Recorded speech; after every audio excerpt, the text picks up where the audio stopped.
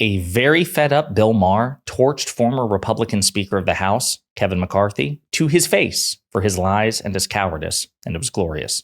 But before we unpack all that, if you end up liking this video and you want to support the channel, please be sure to hit the like, subscribe, and alert bells before you go. All right, friends, we have several clips to look at in this video. As a reminder, Kevin McCarthy was a Republican congressman from California, and in 2023, he briefly served as the Republican Speaker of the House before suffering an historic humiliation and being kicked out by his own party. And then he persisted for a couple of months in Congress and then resigned in disgrace in December of 2023. But despite all of that, he remains wildly influential within the Republican Party because he is an enormously talented fundraiser. And so he still makes the media rounds, obviously Fox News, but he even recently appeared on Real Time with Bill Maher. And they tried to have a cordial conversation. And, Kevin McCarthy actually came off pretty likable, even though he's a terrible person. But finally, after, a certain number of lies and hypocrisies and false equivalents, Bill Maher finally got fed up and called him out. But Donald Trump never prosecuted his political opponents. Did he ever indict any of them? He himself was indicted. That's the point. But did he go? Yeah. That's not who he. Yeah. But he was indicted on something other Americans have never been indicted. Let's kitchen table it for the people who don't get inside baseball like this. All right. He has not conceded the last election. Did he win or lose? Did Hillary Clinton ever concede? Yes, she did. No. She came out before the cock crowed. Do you know? She was out, conceding the election. Why are you denying this obvious fact? She continues to say it. Listen, Democrats challenged the presidential election in Congress in 2000, 2004, 2016. Challenging is not the same as not conceding. Hillary Clinton conceded the election. You guys like to conflate this with people who say the Democrats have said Donald Trump's not a legitimate president. This is something that's so fascinating to me is because, as I've shown you in previous videos, Kevin McCarthy has been burned on this very subject and fact-checked on this very subject to his face by a Fox News reporter. And we're going to play that clip as a reminder in just a second. I don't know why he persists in this nonsense. We'll get to, first he's talking about how Donald Trump never tried to prosecute his political opponents. Then he does the dishonest false equivalence, saying, number one, that Hillary Clinton never conceded the election. She did. We'll get to that. And also that there's some sort of equivalence between Donald Trump refusing to concede and attempting an insurrection, to say nothing of the fake elector scheme and, the legal and unlawful, both the legal attempts to sue his way into the White House and the unlawful means to try to remain in power after he lost, that's somehow equivalent with, minor protests from Democratic congresspeople on the floor of the House of Representatives or in the Senate because they're upset about the result of an election. These things not actually being formal challenges.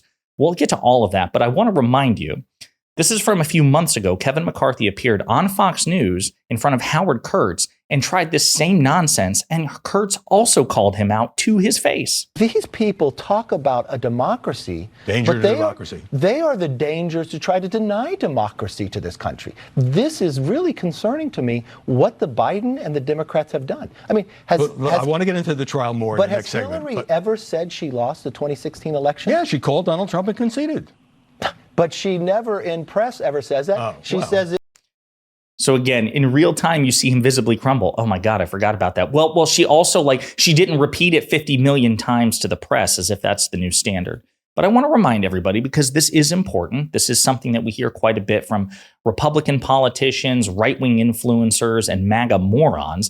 This idea that there's an equivalence because they're going to do everything in their power to try to dilute the impact of Donald Trump's fascism by suggesting that what Donald Trump did was basically par for the course. So I want to play a couple of clips, rewinding the clock back to November of 2016, where Hillary Clinton formally conceded, first in private to Donald Trump and then in public. You want it to be precise, so go ahead. That's right. CNN can report that Hillary Clinton has called Donald Trump to concede the race. She has called Donald Trump to say. So CNN reported the night of the election that Secretary Clinton called Donald Trump privately, as is often the case when the defeated party calls the victorious party to formally concede. And then she did it in public on a nationally televised speech in front of hundreds of supporters. Last night, I congratulated Donald Trump and offered to work with him on behalf of our country. I hope that he will be a successful president for. And then she showed up at his inauguration as the former first lady. Okay. So I'm sorry, there is no equivalence here. What Donald Trump did was singularly and objectively worse by orders of magnitude. He never formally conceded. He tried to sue his way into the White House. He concocted cockamamie and unlawful schemes like fake electors and trying to pressure Mike Pence to simply throw out the votes that Trump didn't like, calling Georgia's Secretary of State and demanding that they find 11,780 votes, one more vote than President-elect Biden won. There is no equivalence here, to say nothing of the lies, the endless stream of lies that Trump regurgitated, riling up his base and allowing them to march on the Capitol, and then for 2 hours doing nothing. In his dual capacities, both as their cult leader, so he has moral authority over them. He could have gotten on Twitter, dropped a video within 5 minutes and called this whole thing off. And then in his other capacity as chief executive and commander in chief, he had the highest obligation, higher than anybody, to facilitate the peaceful transfer of power. And he didn't. So yes, he's not only just a little bit worse than Hillary Clinton, he's objectively orders of magnitude worse. Hillary Clinton behaved responsibly. Trump behaved as irresponsibly as possible, despite having the highest responsibility. The Cato Institute, a right-wing institution, they've also taken pains to debunk this as well. Yes, Democrats have called some elections illegitimate. GOP election denialism is far worse. Okay? When Democrats voiced dismay at MAGA Republicans' belief that Trump got cheated out of a victory in the 2020 election, a common response goes, well, Democrats do it too. But Hillary, but Stacey Abrams, but Al Gore, but Jimmy Carter. Anti-Trump types are willing to concede that Trump's claims about the 2020 steal were baseless, but they insist that the problem exists on both sides, and that it's rank partisanship, not to mention hypocrisy, to claim that Trumpified GOP's election denialism should be uniquely disqualifying. And then they go into the vivid details about how this is not the case, that actually there is a staggering asymmetry, and what the Republicans did was just objectively worse by far. Democracy Docket, run by Mark Elias, also came up with a pretty good essay about this as well. All right.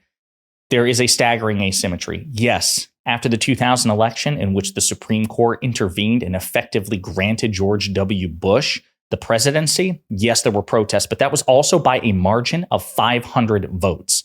And Al Gore formally conceded, publicly conceded. So even there, even though there was infinitely more substance to the idea that the election was stolen, the Democratic defeated challenger formally publicly conceded, ceased all lawsuits, and went quietly into the good night. Al Gore is morally superior by far to Donald Trump and MAGA Republicans. There is no symmetry. It's electiondeniers.org. I believe it's .org. Yes, electiondeniers.org. They have this really interesting infograph that the landscape of election denial in America. And I've showed this a time or two before. There are 26 election deniers that hold statewide office in 19 states. You can explore this. So Kay Ivey, she is the Republican governor, I think, of Alabama. Yes, she's the Republican governor of Alabama. Ron DeSantis, Jeff Landry, the newly elected Republican governor of Louisiana, who just installed the 10 Commandments, demanded that the 10 Commandments be publicly displayed in every classroom, every public classroom in Louisiana. Ashley Moody, the Attorney General of Florida, and so on and so forth. Okay, so these are just some examples. 20 election deniers are currently running on the ballot in statewide races that we're tracking. 170 election deniers are sitting members of Congress. 170. Think about that. There are 435 members of the House of Representatives, 100 members of the Senate, so 535 total, and 170 of them, obviously all Republicans, are election deniers. That is a staggering number, to say nothing of how the whole thing has pervaded the Republican Party. The last thing I want to say, and this is the other reason that Bill Maher was right to be outraged by Kevin McCarthy, is at the beginning of that clip, Kevin McCarthy insinuated that, hey, Donald Trump respects law and order. He didn't try to have his political opponents prosecuted. As we have debunked time and time and time again, that is a lie. Number one, Donald Trump is the only political candidate for high office who has publicly campaigned on jailing his opponents every time he's run for office. 2016, 2020, 2024. He has repeatedly publicly called for the prosecution and indictment of his political opponents. Not once, which would be bad enough, but dozens upon dozens upon dozens of times. That is an attitude that Trump introduced to the political climate here in the United States. Joe Biden didn't run on jailing his opponents. Joe Biden hasn't run on jailing his political opponents. Barack Obama didn't. Hillary Clinton didn't. Bill Clinton didn't. This is a uniquely Trumpian Republican phenomenon. And then in 2020, when he was the sitting president of the United States, as we've shown in previous videos, we played the clip, he repeatedly, publicly called into Fox News, usually to Maria Bartiromo's show, and publicly demanded that his attorney general, Bill Maher, prosecute Hillary Clinton, Barack Obama, an ex-president, I thought that they were entitled to immunity. Trump clearly didn't believe so because he was calling for his attorney general to prosecute Obama, an ex-president. It's almost like Republicans, MAGA Republicans in particular, and Trump supporters and Trump are unprincipled hypocrites who love the idea of prosecuting ex-presidents until it's a Republican ex-president. And then it's like, oh, no, we got to give them absolute sovereign immunity. Hypocritical, unprincipled cowards. Trump also publicly called for the prosecution of Joe Biden on Fox News repeatedly weeks before the election. The fact that he was unsuccessful, the fact that the Department of Justice resisted Trump's attempts to go after Hillary Clinton in 2017, in 2018, in 2020, same thing for President Obama and President Biden, the idea that they resisted Trump's calls to prosecute these people, that's not to Trump's credit. Trump doesn't get credit for a pressure campaign which failed. Trump doesn't get credit for attempting to do a bad thing and failing in the attempt because the people he tried to pressure refused to comply with the orders. It's like giving a murderer credit for, or an attempted murderer credit for failing in the murder attempt. Well, sure, he tried to murder this person, but he didn't, so we got to give him credit. No. The moral transgression is still there. He failed because of incompetence. And he says that in this next term, he will surround himself not with Bill Maher's and Jeff Sessions's, but people who are devoutly loyal to him, who will obey his commands, even if they're unlawful and even if they're unconstitutional. So I'm sorry, what Kevin McCarthy is proposing here is absolutely preposterous. Bill Maher's outrage is 100% merited. If anything, he should have gone harder on Kevin McCarthy. But yeah, Kevin McCarthy out of Congress, in Congress, one thing remains. He is a loser. Let me know what you think in the comments.